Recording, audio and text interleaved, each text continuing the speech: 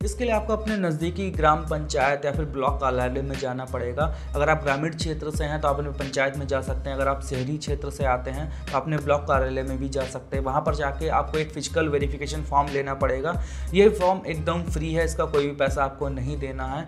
अगर कोई भी आपसे पैसा चार्ज करता है तो उसकी शिकायत आप कर सकते हैं। उसका नंबर नीचे मैं यहाँ पर आपको लिख के दे रहा हूँ, इस नंबर पर आप शिकायत कर देंगे और उसके बाद आपको उस फॉर्म को पूरी तरीके से भरना है। जो भी उसके साथ जरूरी कागज रहेंगे वो आपको कार्यालय वाले ही बता देंगे।